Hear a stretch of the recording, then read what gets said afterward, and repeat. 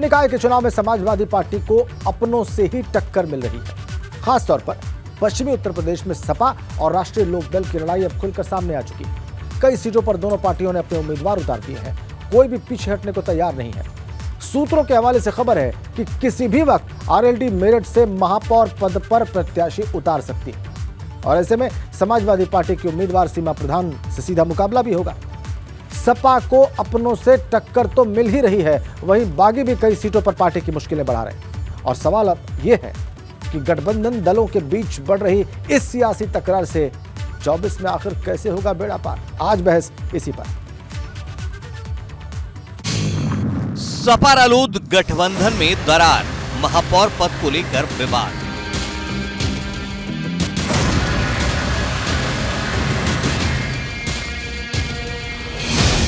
चौबीस की जंग से पहले गठबंधन में गांठ, निकाय के टेस्ट में कैसे होंगे पास।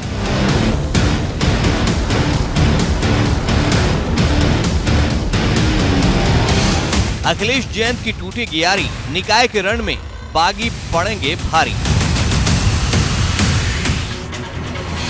मेरठ में जयंत की मेयर वाली हुंकार, सपा कैसे बनाएगी शहर की सरकार।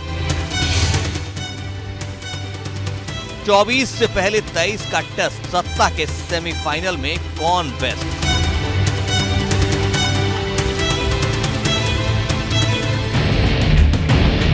निकाय चुनाव में किसे मिलेगा जनादेश, उत्तर मांगे प्रदेश।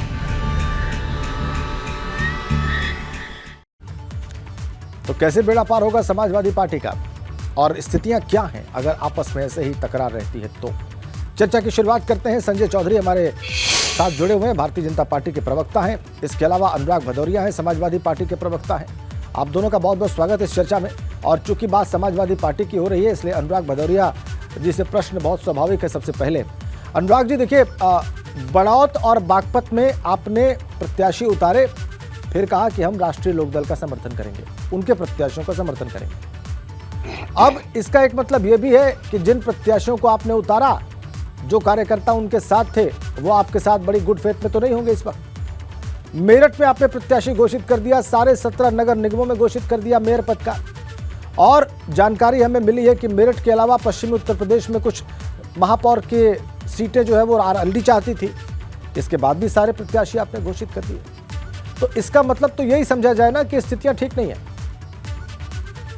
देखिए, इसका मतलब बस इतना समझिए कि चुनाव मेयर के हैं, नगर निकाय के चुनाव है। इसमें हर कार्यकर्ता चूंकि लड़ना चाहता है, हर कार्यकर्ता की अपनी मंशा होती है, उनकी लोकल समस्याएं होती हैं और लोकल समस्याओं पे ये चुनाव होता है। और हमारे और दूसरे दलों के बीच में ऐसी कोई खटास नहीं है जिसको आप बनाने की कोशिश कर रहे हैं या भारतीय जनता पार्टी उसको दूसरे रंग से पेश करना चाहती है। सवाल ये है कि उत्तर प्रदेश के अंदर में भारतीय जनता पार्टी की सरकार में क्या शहरों का विकास हुआ, क्या जो कस्बे थे उनके अंदर में इंफ्रास्ट्रक्चर का डेवलपमेंट हुआ। ये मुद्दे हैं कि क्या नलियां ठीक से बनाई गई हैं, क्या स्मार्ट सिटी की बात की थी, क्या स्मार्ट सिटी बनी। स्मार्ट सिटी तो बना नहीं पाए ये लोग। हमने तो स्मार्ट गांव तक बनाए हुए हैं। हमने शहर का तो विकास किए थे अपनी सरकार में।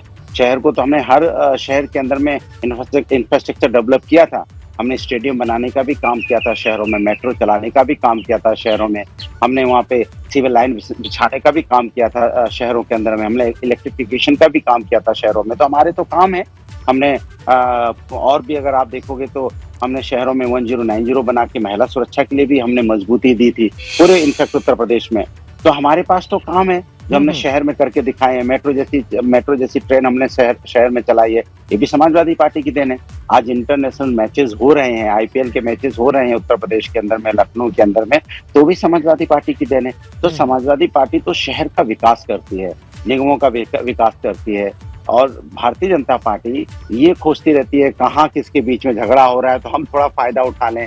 अरे आप उसकी चक्कर मत पड़िए। आप ये बताइए कि आप किस मुद्दों पे चुनाव लड़ना चाहते हैं, आपका मुद्दा क्या। हमने तो अपना बता दिया, हमने विकास किया है, और जो विकास किया उसके नाम पे वोट मांग रहे हैं। स्मार्ट सिटी का वादा था जो आपने पूरा नहीं किया है। हमारे पास तो स्मार्ट गाँव भी हैं।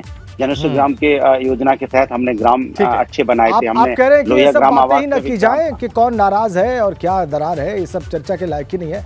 सिर्फ मुद्दों पर बात हो और छोटा चुनाव है इसलिए सारे कार्यकर्ता चुनाव लड़ना चाहते हैं। ये आपके मोटे मोटे तर्क हैं। अब लेकिन मैं इससे पहले कि संजय चौधरी जी के पास जाऊं, भदौरिया साहब, मैं ये स्पष्ट कर दूं कि ये नाराज़गी हमने पैदा नहीं की है। ये आपके ट्विटर हैंडल से जो बड़ौत और बाकी नहीं, कहीं कोई नाराजगी नहीं है। ठीक है, कहीं कोई नाराजगी नहीं है। मैं आपसे कह रहा हूँ ना, कहीं कोई नाराजगी नहीं है। चुनाव है, थोड़ा सा इधर उधर होता रहता है, लेकिन सब मिलकर चुनाव लड़ते हैं। ठीक है। हमारे साथ जुड़ चुकी है मनीषा अहलावत जी, आरएलडी की प्रवक्ता है। मनीषा जी, स्वागत है आपका। मैं इससे पहले कि आपके पास आऊं, जरा भारतीय जनता पार्टी की जो प्रवक्ता है हमारे मेहमान चौधरी साहब, उनको भी मैं चर्चा में लेके आता हूं। और बहुत सारी बातें अनुराग जी ने कही हैं, चौधरी साहब आपने सुन ली। वो ये कह रहे हैं कि आप इसी पर क्यों फोकस कर रहे हैं, जीरो इन कर रहे हैं कि कहाँ कौन किससे नाराज है अपोजिशन में, कौन किससे लड़ रहा है, कौन किसके खिलाफ लड़ना चाहता है। आप उनको मुद्दे बताइए, क्योंकि नगर निगमों में, नगर निकायों में ज़्यादातर जगहों पर आपका कब्जा रहा है, अभी से नहीं वर्षों से रहा है। तो जवाबदेही तो आपकी है, और ये जवाबदेही वाली बात तो कम से कम सही है चौधरी साहब।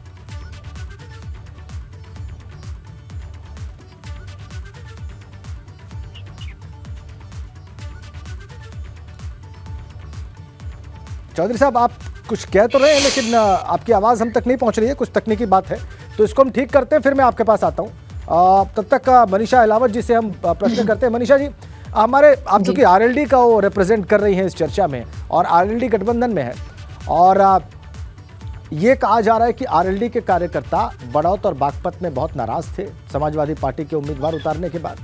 वो नाराज है कि मेरठ में भी समाजवादी पार्टी ने महापौर पद के लिए उम्मीदवार उतार दिया है, और भी पश्चिमी उत्तर प्रदेश में कई ऐसे महापौर पद हैं जहां पर आप अपने कैंडिडेट लड़ाना चाहती थी, लेकिन समाजवादी पार्टी ने सब घोषित कर दिए, तो आपके लिए मौका ही नहीं छोड़ा। इस बात में कितनी सच्चाई है, कितना दम है? नहीं, देखिए, ये महापौर के लिए जो बात चल रही है, ये मैं पहले ये कहना चाहूंगी कि ये अगर चुनाव लड़े हैं, जिसने रहे हैं चुनावों में, तो ये नाराजगी बहुत आम होती है चुनाव के समय। टिकटों के लिए अपने दूसरे, ये तो गठबंधन है, अपनी ही पार्टी में भी लोग आपस में नाराज हो जाते हैं, तो ये तो चलता रहता है, ये कोई बहुत बड़ी बात नहीं है। और जहां तक कुछ कार्यकर्ता नाराज हुए तो उनको समझा लिया गया। देखिए, गठबंधन तो नेताओं का है, जब तक वो नहीं कहेंगे कुछ भी, तो हमारा गठबंधन मजबूत है। मैं मनीषा जी, तक मेरठ की बात सहमति है मेरी। सिर्फ नेताओं का गठबंधन नहीं होता है, दलों का गठबंधन होता है, और नीतियों का भी गठबंधन होता है, उनका भी सामंजस्य होता है, तब जाकर चुनाव लड़े और जीते जाते हैं। मजबूत है, और हम सब मिलकर, मेरठ की आपने बात की, जी। मेरठ में सीमा जी को सबसे पहले मैंने फोन करके बधाई दी और उनको पूरा आश्वासन दिया कि हम मजबूती से एक एक कार्यकर्ता, राष्ट्रीय लोकदल का, समाजवादी पार्टी का और आजाद समाज पार्टी का, आपको मिलकर ये चुनाव मजबूती से जिताएंगे जी। तो ये तो आम बात होती है। अब इसी को हाईलाइट कर दिया जाए चुनाव में, जैसा कि अभी इन्होंने कहा कि मुद्दे अलग हैं, मुद्दों की बात नहीं कर रहे हैं, वो दरार आ गई, रार आ गई, बस यही न्यूज चले जा रही है। तो ऐसा कुछ भी नहीं है। गठबंधन में कोई दिक्कत नहीं है। ठीक है, आप कह रही है ऐसी कोई दिक्कत नहीं कायम है। आप कह रही है कि मेरठ में जो उम्मीदवार उतारा गया है सपा के द्वारा, सीमा प्रधान नाम है उनका, आपने नाम ले भी लिया है, आपने भी बताया कि आपने उनको बधाई दी व्यक्तिगत तौर पर। तो ये माना जाए कि जो भी सपा ने अपने कैंडिडेट उतारे हैं नगर पालिकाओं में, नगर पंचायतों में और महापौर पद के लिए पश्चिमी उत्तर प्रदेश में, उन सब को अब आपका समर्थन मिलेगा, इसमें कोई परिवर्तन नहीं होने जा रहा है? जी नहीं, बिल्कुल हमारा समर्थन मिलेगा, और समाजवादी पार्टी हमारे प्रत्याशियों को समर्थन देगी। तो ये एकदम बहुत अच्छे से ये कायम है गठबंधन। मैं आज अभी तक फोन पर कई प्रत्याशियों से भी बात कर रही हूँ, नेताओं से भी बात कर रही हूँ, तो कहीं ऐसा कुछ नहीं है। मान सम्मान के लिए कुछ लोग, मैंने जैसे कहा, वो पार्टी के विदिन भी होती है ऐसी नाराजगी, तो ये तो आम होती है। भाजपा में तो बिल्कुल जूत पतरम हो रही है मेरठ में, तो पर वो न्यूज में नहीं आ रहा, तो आपको पता नहीं लग रहा है। नहीं, कम से कम हम तो दिखा रहे हैं, हम बता रहे हैं कि मेरठ में, गाजियाबाद में पार्टी के भीतर ही कितने उम्मीदवार हैं। चौधरी साहब, ये जो आप और सभी लोग ये कह रहे हैं कि आपस में ही नहीं बन रही है, तो जब कार्यकर्ता ज्यादा होंगे, चौधरी साहब, मुझे लगता है मेरी आवाज आप तक जा रही है, जब कार्यकर्ता ज्यादा होंगे, कार्यकर्ता उत्साहित होंगे, कार्यकर्ता जोश में होंगे, कार्यकर्ता को ये कॉन्फिडेंस होगा कि वो चुनाव लड़ेगा और जीत जाएगा, छोटा चुनाव है, तो उन कार्यकर्ताओं में टिकटों को लेकर आपस में कंपटीशन भी होगा। ये बहुत स्वाभाविक है, और ये आपके दल में भी हो रहा है, तो इसको क्या दरार माना जाए?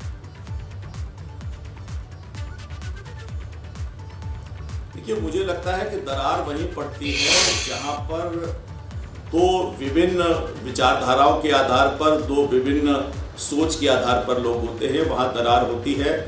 वहाँ राजनीति में अपना हिस्सा कैसे ज़्यादा बड़ा हो, इस बात की बात होती है। और मुझे लगता है कि जिस प्रकार से आपने देखा होगा कि विधानसभा के बाद समाजवादी पार्टी के सहयोगी दल, चाहे वो केशव देव मौर्य जी की पार्टी हो, चाहे वो प्रकाश राजभर जी की पार्टी हो, और चाहे अभी दिखता है कि लोकदल के भी लोगों में मतभिन्नता दिखती है, ये चुनाव के बाद दिखती है कि उनके साथ के लोग उनका साथ छोड़ रहे हैं। लेकिन ये उनके पक्ष की बात है। मैं तो भारतीय जनता पार्टी की बात करूंगा।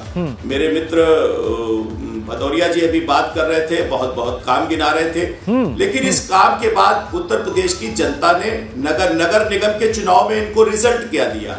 नगर निगम के चुनाव में 0 सन्नाटा, यानी कि पूरे नगर निगमों में समाजवादी पार्टी को इतने कामों के बाद अगर 0 सन्नाटा जनता ने दिया, तो बताइए इनके काम कैसे रहे होंगे। तो निश्चित रूप से उत्तर प्रदेश की जनता ने पिछली बार इनके 5 साल के काम के बाद जो रिजल्ट दिया था उसमें बहुत बड़ा सा सिफर दिया था, यानी कि इनके काम जनता को पसंद नहीं आए थे, जनता ने इनके पक्ष में परिणाम नहीं दिया था। भारतीय जनता पार्टी ने बीते 5 सालों में जो काम किया है, इसमें ये काम गिना रहे थे कि हमने मेट्रो चलाई। लखनऊ में तो मेट्रो 3 किलोमीटर चली थी, लेकिन आज उत्तर प्रदेश के 5 शहरों में मेट्रो चल रही है और 2 शहरों में मेट्रो का निर्माण शुरू हो गया है। तो भारतीय जनता पार्टी से अपने काम की कंपेयर करेंगे तो इनको लगेगा कि भारतीय जनता पार्टी ने जो बेहतर काम किया है, उसी के आधार पर उत्तर प्रदेश की जनता नगर निगम के चुनाव में भारतीय जनता पार्टी को जिताने वाली है। और अगर वो चाहेंगे तो मैं सारे कामों का इनको विवरण दूंगा।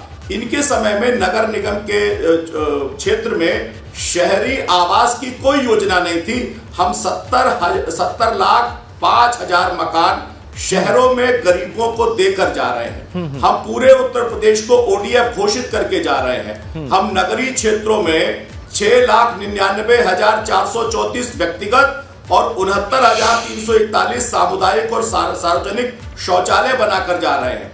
हम स्वच्छता की जो हर साल रेटिंग होती है, उसमें उत्तर प्रदेश में 2020 में 20 अवार्ड और 2021 में 37 अवार्ड उत्तर प्रदेश को मिले थे। इस आधार पर जा रहे हैं। ठीक है। अब पूरे उत्तर प्रदेश में चौधरी साहब, आप कह रहे हैं कि आपने टॉयलेट्स बना दिए, आपने शहरी क्षेत्रों में घर बना दिए, आप हर घर जल अभियान भी चला रहे हैं, ये सब ठीक है। लेकिन ये जो एक इन सब के अलावा जो आपने एक बीच में बात कही, वो अनुराग भदौरिया के सामने ज़रूर रखी जानी चाहिए। भदौरिया साहब, आपने जो है स्मार्ट सिटीज़ बनाई, मेट्रो चला दी, स्टेडियम बना दिए, आपने बहुत सारा काम किया, तो ये सवाल तो जायज़ है चौधरी साहब का कि फिर आपको एक भी नगर निगम का पद नहीं मिला महापौर का पिछले चुनाव में, और उसमें 16 में से 14 बीजेपी ने जीते थे तब, जबकि आप ये सारे काम लेकर गए थे जनता के बीच में कि भाई इन्होंने कुछ नहीं किया और हमने तो ये सब कर दिया था। देखिए, भारतीय जनता पार्टी के जीतने का तरीका आप भी जानते हो कि जिला पंचायत का जब चुनाव हुआ था और जिला पंचायत के चुनाव में ज्यादा सदस्य समाजवादी पार्टी के जीते थे। जिला पंचायत में जो अध्यक्ष पद वाली बात है, उस पर आप आरोप लगा सकते हैं भदौरिया साहब। नहीं, मैं जो बात कह रहा हूँ, ये बात डायरेक्ट इलेक्शन की हो रही है ना, इसलिए मुझे टोकना पड़ रहा है। तो सुन तो लीजिए। तो जब समाजवादी पार्टी ने जिला पंचायत सदस्य का जब चुनाव हुआ था, सबसे ज्यादा जिला पंचायत सदस्य समाजवादी पार्टी के जीते थे। बाद में इन्होंने अध्यक्ष बना लिए। नगर निगम में भी जिस तरह की ये माहौल बनाने की कोशिश कर रहे हैं, आप देखिएगा।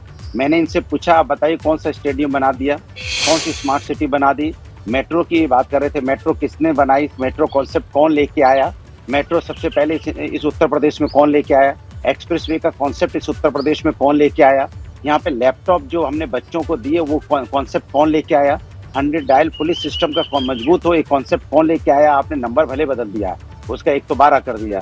महिला सुरक्षा के लिए 1090 का कॉन्सेप्ट कौन लेके आया। ये सब शहर के लिए भी है, गांव के लिए भी है, क्योंकि व्यवस्थाएं दोनों की तरफ की हैं। तो कॉन्सेप्ट यहाँ पे रिवर फ्रंट जैसी व्यवस्थाएं आप देखो, कितना अच्छा रिवर फ्रंट बना है।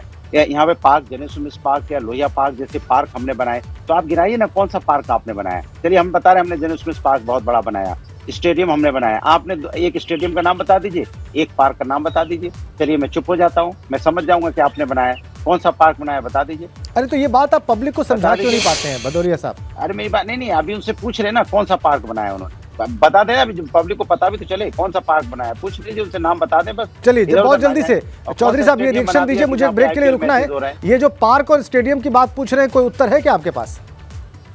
जी देखिए बिल्कुल उत्तर है। मुझको लगता है कि भदौरिया जी जिस कॉन्स्टिट्यूंसी से कई बार हार चुके हैं, अगर उसी में जाकर घूमेंगे तो इनको कई पार्क में दिखा सकता हूँ। बताओ ना, स्वर्ण जयंती पार्क का नाम आपने सुना है? इंदिरा नगर में है। कब बना था? स्वर्ण जयंती पार्क का नाम सुना है आपने?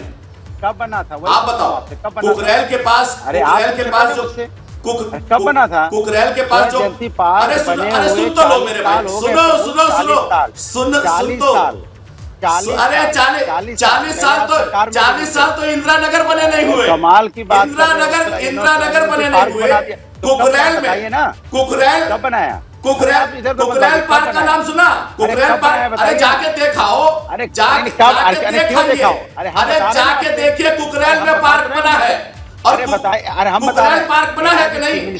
अरे सुन लीजिए मेरी बात, है कि नहीं आप बताइए, जिसपे लाइट भी है, साउंड भी है। कुकरेल में पार्क बना है कि नहीं? आप नहीं बनाया। कुकरेल में पार्क बना है कि नहीं? बना है, सिर्फ नाम दिया गया, अभी तक नहीं बना है। डिबेट के बाद आइए, मैं आपको लेकर नहीं बना। हम ग्राउंड रिपोर्ट दिखा देंगे सर। झूठ बता रहे भदौरिया साहब, कुकरेल पार्क पे हम लोग ग्राउंड रिपोर्ट दिखा देंगे कि वो कब बना है, कब नहीं बना है और उसमें क्या सुविधाएं हैं। अब एबीपी गंगा अपने दर्शकों को उसकी सच्चाई बता देगा, क्योंकि इसी बात पर आप लोग आके फोकस्ड हो गए हैं।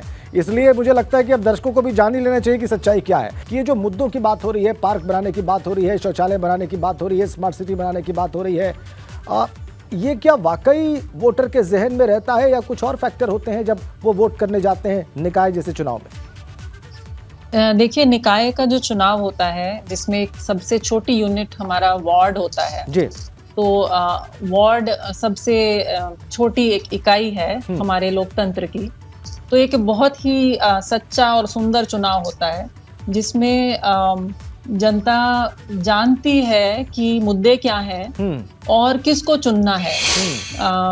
तो यहाँ तक कि जैसे मेरठ की सीट पर मैं बताऊंगी आपको कि मुद्दे हैं, सड़कों के मुद्दे हैं। मेरठ जैसे शहर में जहाँ ये स्मार्ट सिटीज की बात करते हैं, क्योंकि मैं वहाँ से चुनाव भी लड़ी हूँ और बहुत घूमी हूँ क्षेत्र में, तो अर्बन स्लम्स बने हुए हैं जहाँ ना बिजली है ना पानी है।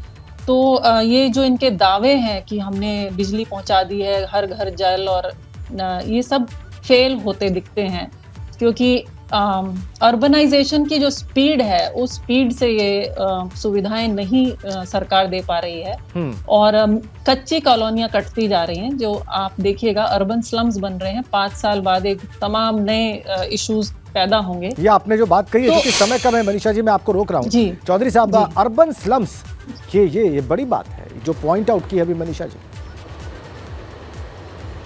बहुत जल्दी से सर। चौधरी साहब देखिए, निश्चित रूप से इस प्रकार के जो विस्तार हो रहे हैं, नगर निगम अपनी सीमाएं बढ़ा रहा है। सीमाओं के बाहर भी जो क्षेत्र है जहां पर शहरीकरण हुआ है और शहरीकरण के कारण लोगों ने आवास बनाए हैं, तो हमने दोनों क्षेत्रों के आधार पर काम किया है। नगर निगम के क्षेत्रों को बढ़ाया है, उत्तर प्रदेश के हर नगर निगम का क्षेत्र बढ़ा है, और क्षेत्र में जो रहने वाले ऐसे लोग हैं जिनके पास आवास नहीं है, उनकी मूलभूत समस्या है, तो इस मूलभूत समस्या के समाधान के लिए भी भारतीय जनता पार्टी ने बड़े प्रयास किए हैं। और मैंने पहले ही राउंड में आपको बताया था कि उत्तर प्रदेश के अंदर 17,05,000 से ज्यादा तो मकान हम बनाकर दे चुके हैं। नहीं, वो बात ठीक है, लेकिन इसके बाद भी अर्बन स्लम्स एग्जिस्ट कर रहे हैं सर चौधरी साहब। और चूंकि समय कम है, मुझे लगता है कि ये चर्चा जो है ये इसको आगे बढ़ाया जा सकता है और कभी अवसर मिलेगा तो जरूर बात होगी कि अर्बन स्लम्स पैदा कब हुए, कैसे हो रहे हैं और इनका वास्तव में समाधान क्या है। आप सभी का आज की चर्चा में जुड़ने के लिए बहुत बहुत धन्यवाद। संजय चौधरी साहब, अनुराग भदौरिया जी और मनीषा अहलावत जी।